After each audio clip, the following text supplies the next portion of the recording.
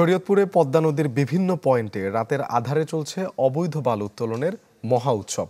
অভিযোগ, স্থানীয় প্রভাবশালীর ছত্রছায়ায় চলছে এসব। এতে হুমকিতে পদ্মার ডান তীর রক্ষা বাঁধ সহ বহু স্থাপনা। বিভিন্ন সময়ে প্রশাসনের অভিযানে জেল জরিমানার পরও থামছে না কিছুই।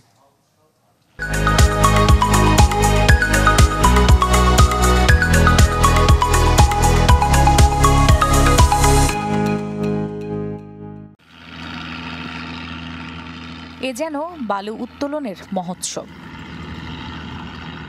রাতের আধারে পদ্মা নদীর বিলাসপুর, কুণ্ডেরচর, মুলফতগঞ্জ সহ অন্তত ২০টি পয়েন্টে বালু উত্তোলন করছে একাধিক চক্র।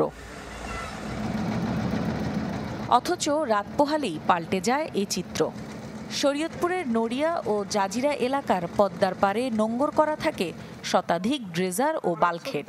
দিনের আলোতে এসব ড্রেজারের শ্রমিক কর্মচারীরা পার করে অলস সময়। সন্ধ্যার পরে এই নদী বাজার মিলা যায়। প্রশাসন যাওয়ার পরে তারা আবার ঠিক 5 মিনিট 10 মিনিট পরে আবার তারা রাতের আধারে বালু কাটে একদম ভোর পর্যন্ত। নির্বিচারে বালু উত্তোলনে ভাঙনের ঝুঁকিতে পড়েছে নদী পাড়ের এলাকা।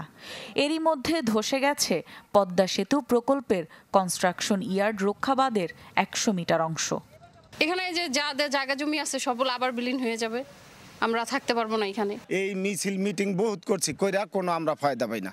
এটা প্রশাসন যদি করাভাবে না দেখে তাইলে মানুষ যেভাবে নিঃস্ব হয়েছে আগামীতে আরো নিঃস্ব হয়ে যাবে গা। তবে ড্রেজারের ব্যবস্থাপক জানান, উপর মহলের নির্দেশেই মাঝ নদীতে বালু কাটছেন তারা। ঠিক না, তখন যে জায়গায় সাইট চালু হয় সে জায়গায় কাটে, যেখানে দিনে কাইট হয় সেখানে দিনে, আর যেখানে রাতে কাটে সেখানে রাত্রে।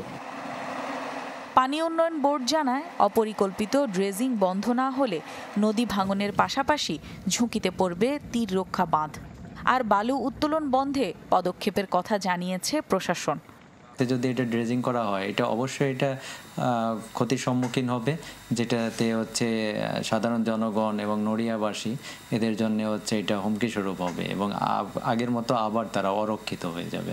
কখনো কখনো রাতে তারা করে থাকতে পারে, তবে যখনই আমরা তাদের এই অপতৎপরতা খবর পাচ্ছি বা আমরা খোঁজখবর রাখতেছি, তখনই আমরা এই অভিযানগুলি পরিচালনা করতেছি। আমরা আশা করছি অচিরেই এই যে অবৈধ ড্রেজিংটি এটা আমরা বন্ধ করতে সক্ষম হব।